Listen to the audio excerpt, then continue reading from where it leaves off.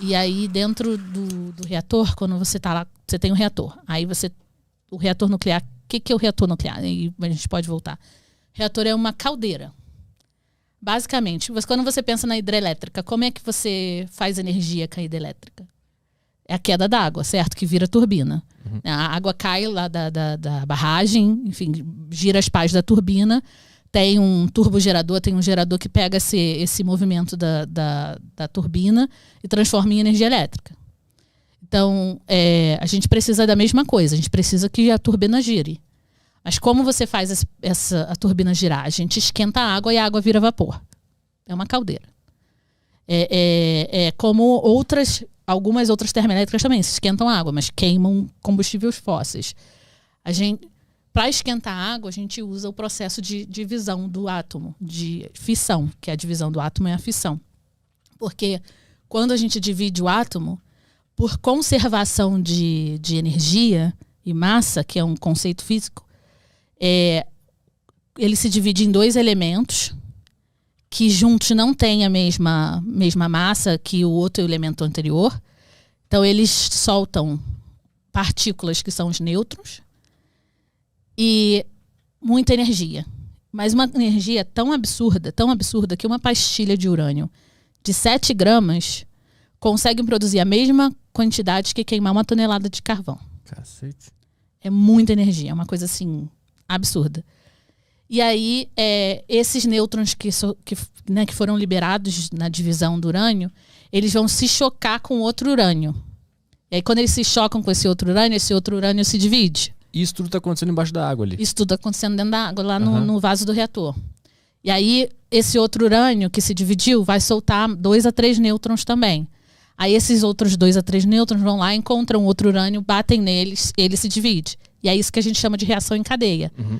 Porque aí começou em um e vai aumentando, e toda a divisão tem toda fissão, né? Libera 2 a 3 nêutrons que vão se chocando com outros átomos de urânio que vai se dividindo. Tá uma loucura lá de bateção de... É isso. E aí isso vai liberando energia. E essa energia tão absurda vai esquentando a água. Uhum. Né? E aí essa água...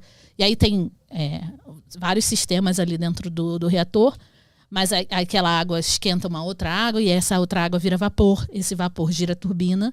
E aí tem o padrão do gerador que pega essa rotação da turbina e transforma em eletricidade. Uhum.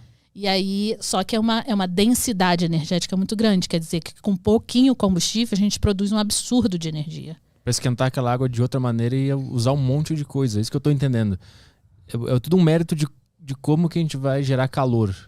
É isso? A gente... porque assim, o propósito é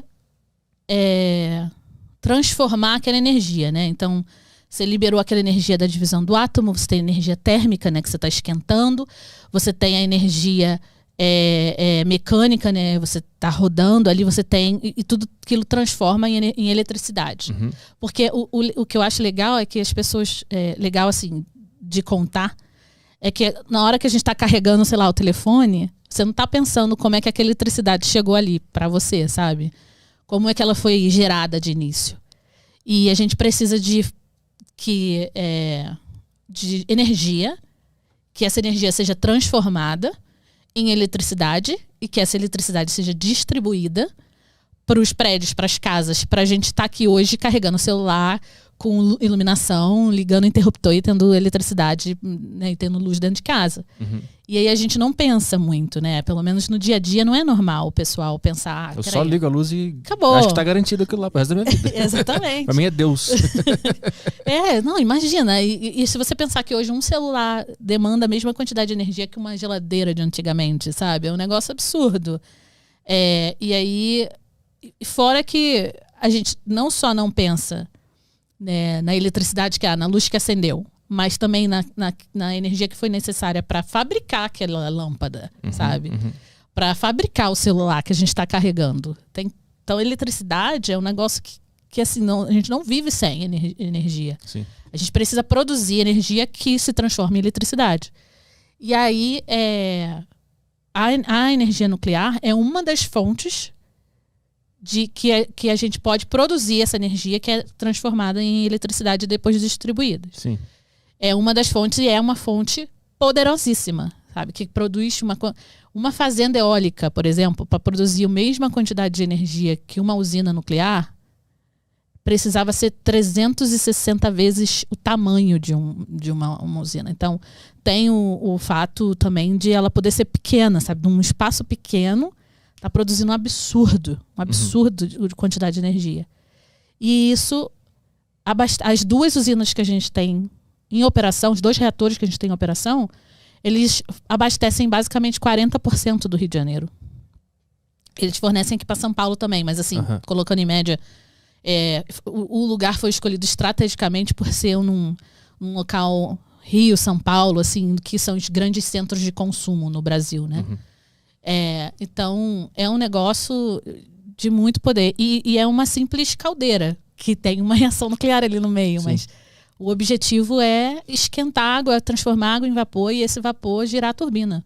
Então é isso que eu tô conseguindo visualizar aqui. Tu precisa de algum sistema que vai gerar esse calor, que vai esquentar essa água, que vai gerar essa energia, que vai ser transformada em eletricidade. Essa primeira etapa que é o lance. Como que a gente vai fazer para esquentar isso? A gente vai usar carvão, a gente vai usar urânio? No caso das termoelétricas, sim.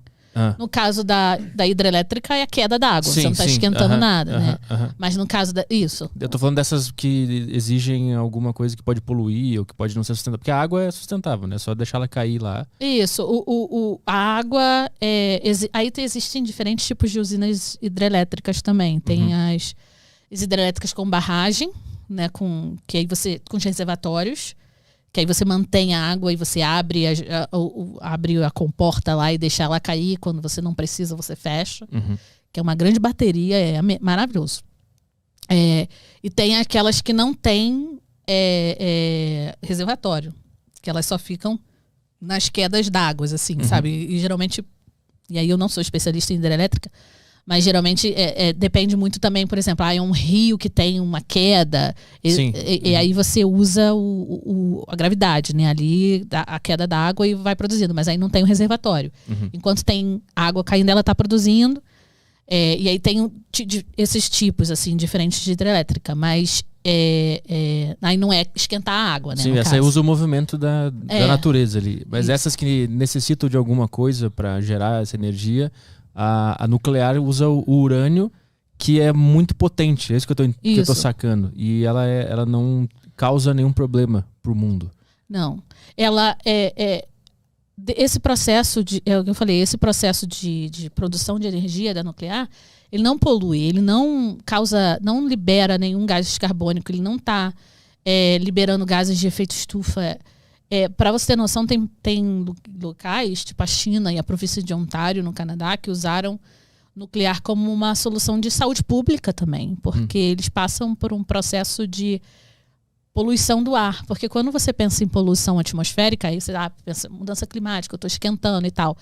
Mas também tem doenças respiratórias quando você está num local que há muita poluição do ar. Sim. E aí, quando você se utiliza de fontes energéticas que não poluem o ar, porque você não está jogando esses gases, você está ajudando a saúde pública do país.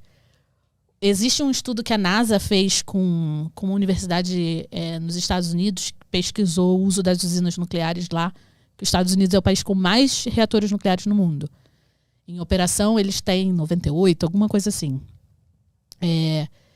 E eles fizeram esse estudo que desde a década de 70 até 2009, alguma coisa assim, eles pegaram uns anos, umas 3 décadas. O fato dos Estados Unidos ter produzido aquela quantidade de energia através do nuclear, porque se não fosse nuclear seria combustíveis fósseis, eles preveniram a morte de quase 2 milhões de pessoas por doenças respiratórias. Caramba.